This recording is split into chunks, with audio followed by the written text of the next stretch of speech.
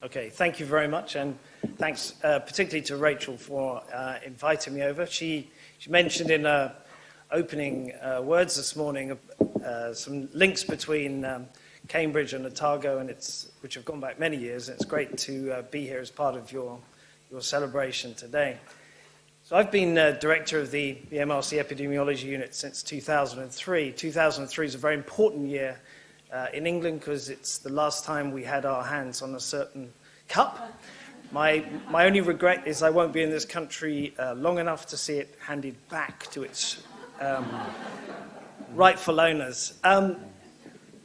During that time, I've worked on thinking about the causes of diabetes, but particularly latterly on the translation of that understanding into preventive action. And this whole session today is about translation. And my central premise is that how you think about evidence, how you accumulate evidence, indeed what you think constitutes evidence, is really fundamental in thinking about what we should translate.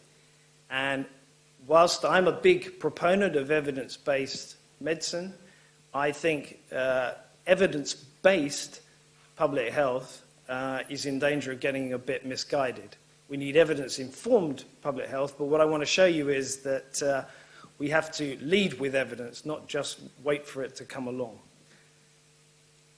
So in our country, we have a fresh-faced Minister of Health called Matt Hancock, who wisely says prevention is better than cure, and last year set out a government priority to increase healthy life expectancy by 5 years by 2035 and reduce inequality in healthy life expectancy. Very worthy as governmental priorities. I'm not going to get into the nuances of it, completely impossible, but it's the combination of the magnitude of what you want to do in life expectancy that we need to talk about, plus the reduction in inequalities. And I want to come back to that presently by talking about diabetes. So diabetes is a good exemplar of the problem. I still do a diabetes clinic as well as being involved in prevention. And given that 80% of the people who have diabetes now live in low middle income countries that really can't afford to treat the condition, I think that really colors how we think about investments in prevention in the future.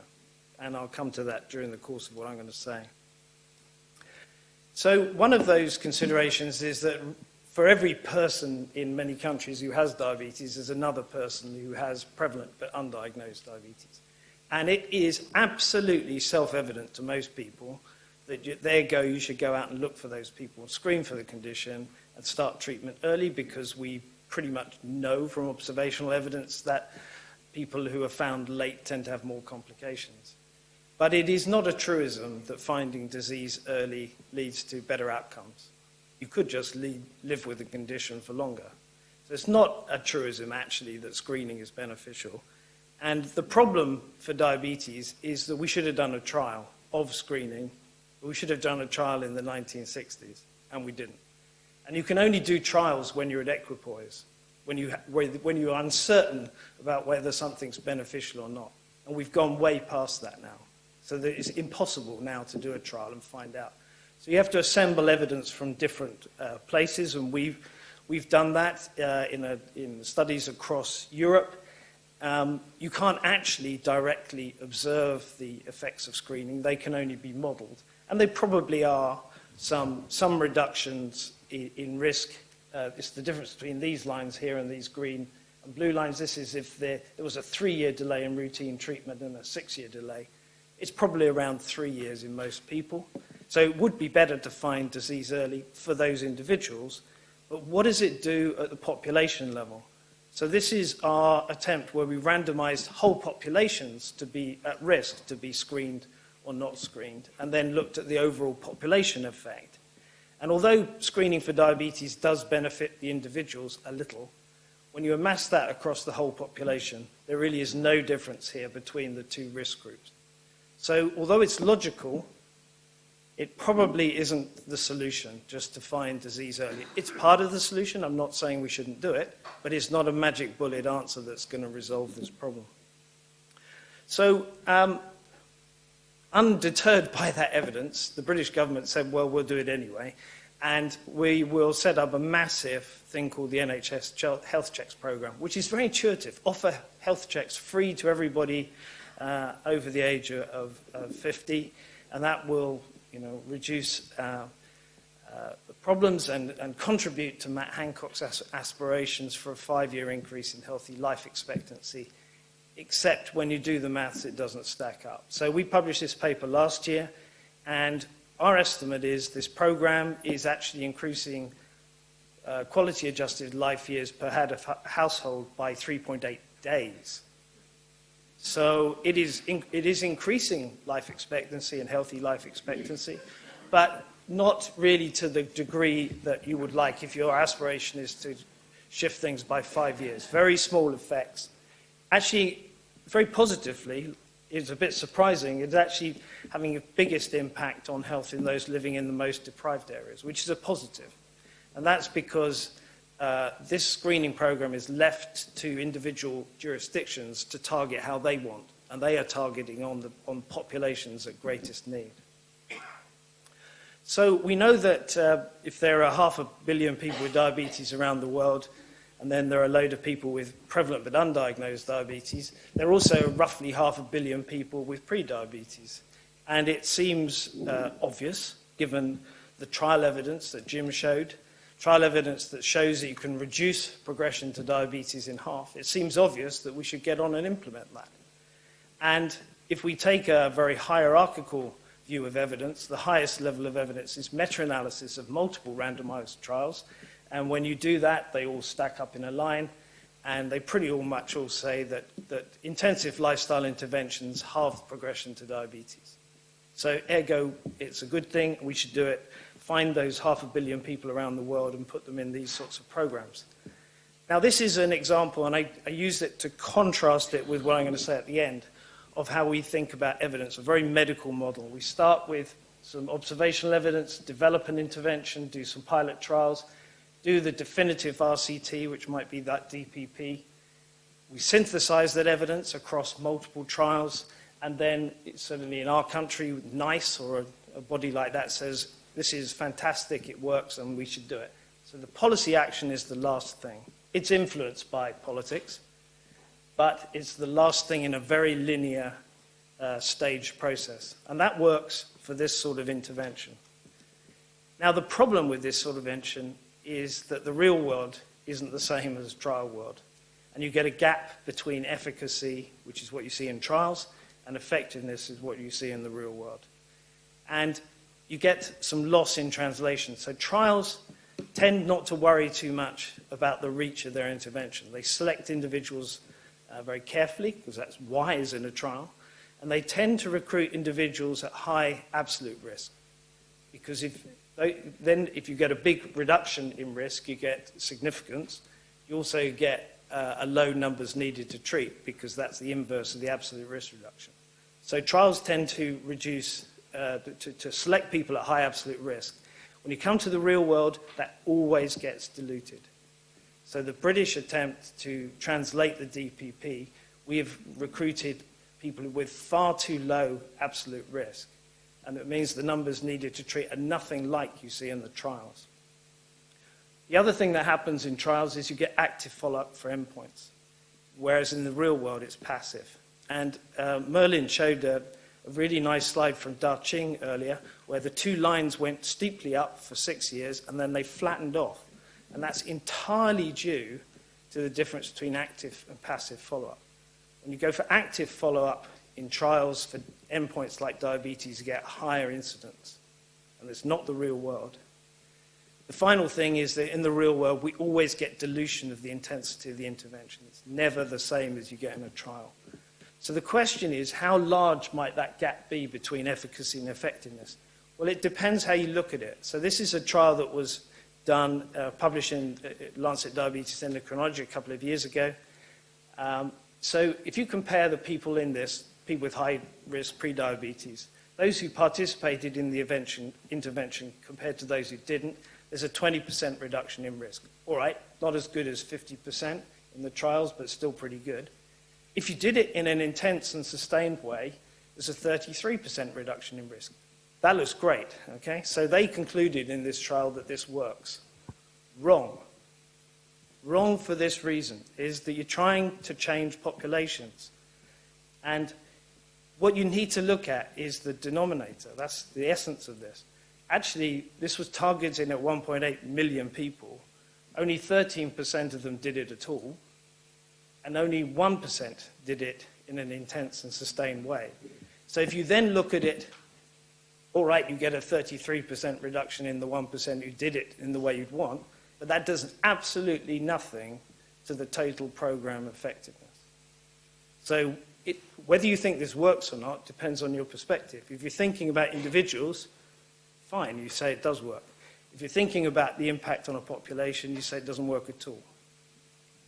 So there's a big effort, research into how we might try and narrow this gap between efficacy and effectiveness, but at the minute it could be quite large. So what about an alternative? So Jim showed you this slightly different diagram about those 5 behavioral targets. Remember, that's achieving a normal BMI or losing, I think it was 5% of body weight, being physically active, having a low total fat, low saturated fat, and high fiber. 5 targets. And in the intervention group, you can see here, the high-risk people, there was this linear relationship. So if you did even 4 of those targets, the risk of going on to get diabetes was 0. But look in the control group, it's the same sort of shape. Even the people who didn't get the intervention, if they were already doing 4 or 5 of those targets, they didn't go on to get the condition either. So this is in high-risk individuals. What do you see if you apply the same targets to the whole population? Well, you see the same thing. So this is in EPIC Norfolk study. Now, the incidence is much lower. In the previous slide, you're talking about 40% cumulative incidence over the 5 years of the trial. In the population, you're talking about something here in this group, 7 per 1,000 person user follow-up, much lower incidence. But the same phenomenon exists. And if you, in the background population, if you're one of the people achieving all 5 of those targets, not a single one of those people went on to get diabetes in the follow-up. So the same targets that work for high risk work for populations. So where do you put your money? So you could focus your attention on high-risk individuals, and that's great if you're worried about numbers needed to treat. It tends to be reasonably low because high absolute risk and therefore low absolute risk reduction. So, but the problem about high-risk approaches is this column. It's called the population attributable fraction. It's the proportion of the epidemic that can be dealt with by this solution. And for high-risk targeted prevention, it's low. The only way to get a high population attributable risk is to make use of the well-known phenomenon that if you apply small reductions in risk across large sectors of society, that amasses to small reductions in those individuals, but it's the only strategy that gives rise to a big impact on the epidemic, which is an epidemic, a population problem, not just an individual problem. It's manifest as an individual problem because people come and see their doctors, but it's much broader than that. And this is what Jeffrey Rose wrote about in his famous book, The Strategy of Preventive Medicine. And he wrote about the theory. The theory is that we should balance high-risk approaches with these population approaches. But what his book doesn't tell you to do is what is the evidence base for doing that. And I'm of the opinion for our generation that that is what we need to be investing in. We need to be investing in creating an evidence base that tries to realize this dream, this vision that Jeffrey Rose had about shifting populations. It's not enough to say this is what we ought to do. We have to say, well, how are we going to do it? So that means thinking about evidence differently. So if somebody says, what should we do at the population approach? What we normally do is we go and look and say what the evidence is, look at RCTs or meta-analyses, etc. And the problem is that it's like the guy looking for his keys. He looks for them under the light. But in this instance, they're not going to be there because A, that's not where the answer is, and B, not much light has been shone. So we have to think about this issue in a slightly different way to try and shed some more light on it. So this is the problem that we're really faced with, is this clash between a medical model of evidence, which works for many therapeutic type interventions, but doesn't work for public health. So these are some I took this quote, and I have to say it was in the first version of something, I won't tell you where it was, and I managed to get it removed because it was so brain-numbingly wrong that I got it taken out. But these were very senior people who said that trying to reduce average BMI and increase activity in the population would be expected to reduce the incidence of diabetes. It might indeed benefit more people than high-risk approaches. But the next sentence is the problem. Unfortunately, testing this hypothesis is exceedingly difficult, if not impossible, and we are aware of no direct evidence to guide public policy. So that is the most nihilistic thing that you'll ever have. That is saying, give up, don't do it. There's no evidence, and we must have evidence to guide public policy, ergo we can't do anything. Really dreadful thing to have said, actually. So the problem is that we need a different approach for public health evidence. It's not that linear approach, it's this approach where action and policy action is near the front. It's one of the first things that has to happen.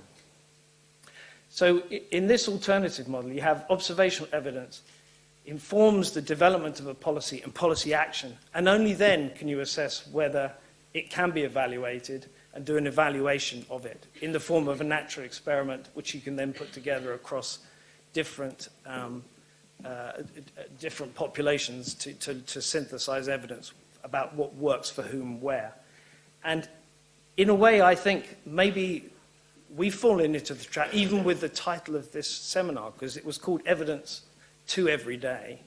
And we think about that's got a directionality.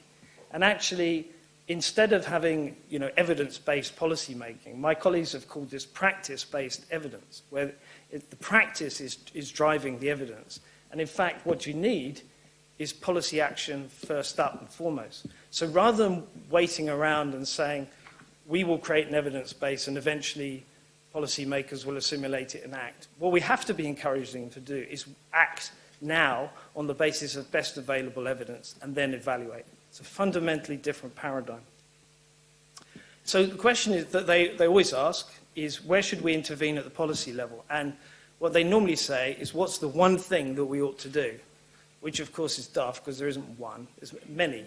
So we managed to shift it to what works, but even that's probably the wrong initial question because we don't have a great deal of evidence.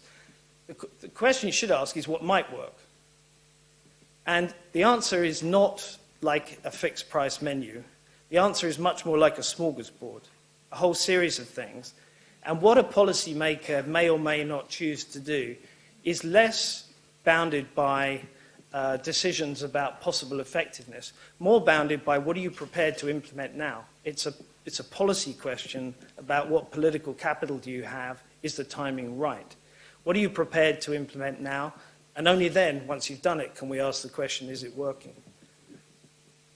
So what might you do? These are some from a smorgasbord. It's not called that in the Lancet, but it is a smorgasbord of possible interventions that might help the Minister of State achieve his ambition of increasing life expectancy by 5 years. So they're about tobacco control, alcohol and food and physical activity, and they're grouped into 3 areas. The first area is about marketing.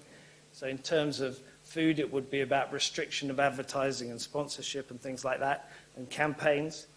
The challenge of that is another challenge of population approaches. So Rose talks about high-risk and low-risk approaches, which makes it out that it's just one dimension. There is another important dimension to public health interventions. That's the notion of agency. So, interventions can have high or low degrees of agency. In other words, how much does the target of the interventions have to engage with them in order for them to have an effect? So Jean Adams in our group has tried to map interventions that are population approaches and high risk, but also low and high agency. So putting fluoride in tap water is a population approach, it hits everybody, but it's a low agency one because you don't have to think about it, you just get it. But most of the advertising things and marketing are high agency interventions. They only really work if you engage with them as an individual, like front of pack labeling. You have to read it, you also have to interpret it and assimilate that into your everyday life. And the problem about this is that high agency interventions tend to be socially divisive. So they tend to work best in more educated, richer populations. So what we need to be looking for is fewer things like marketing campaigns, but things down here in this left-hand corner, population approaches which are low agency. So one of the other categories is things that might influence availability. So if we're talking about nutrition, it might be altering the provision of healthier foods, and one of those targets might be fast foods. And this is then getting into a question about what type of research do we need. So this is Tom Burgoyne, who works with me, and we've had a massive proliferation of fast food outlets in Britain. And what Tom did in one of our cohorts was map journeys from home to work for all the participants. People pass on average 32. One poor soul passes 165. And if you group people by quartiles of that, this is the difference in BMI. So quartile 4 are the 25% of people most exposed as they drive to work to takeaways. And that difference in body mass index is greater than any genetics that anybody's ever described. A big effect. Question is, what do you do in terms of translating that? What Tom has done is not gone and said, oh, we need to do an RCT. He's created a tool for local authorities where they can look at density of food outlets, and they amass in places of social deprivation. And those local authorities have then picked it up. This is from Wolverhampton. They've used it to change their planning regulations. So he's doing research, but that research is driving forward change, but through the planning regulations thing. It's not him trying to do it as a researcher. I'm conscious of time, so I'll wrap up. I've just been given the sign. So what about fiscal and economic interventions? So if you look here, things like soft drinks for food, and maybe taxation to shift affordability of public and healthier forms of transport. So here's an example for soft drinks. In the Interact study in Europe and others, we did a meta-analysis, and for every difference of a can of Coke consumption between people, risk of diabetes goes up 25%. Huge. If you were going to make a decision about whether to do something about it, you might be guided very logically. We might think the other thing that impacts on that is how prevalent the exposure is. And you'd think that they'd be only done in Central America and northern parts of South America and wouldn't be bothered in Europe. But actually they're being done all over the world, because whether this is implemented or not isn't just a function of scientific rationality. It's a function of politics. And I would have put serious money on the British government never doing this, because we have an ideologically right-leaning government that is completely opposed to the nanny state. But for reasons that we could maybe talk about, George Osborne announced this, surprised a lot of people, and then we are engaged now in a natural experimental study to try and evaluate whether this is having an effect. And I'm going to skip over this. It's a complex phenomenon, but you can't directly observe the impact of this. You have to eventually model that. And that's been done in Mexico, and showing what the impact might be on health for changes in sugar sweetened beverage consumption.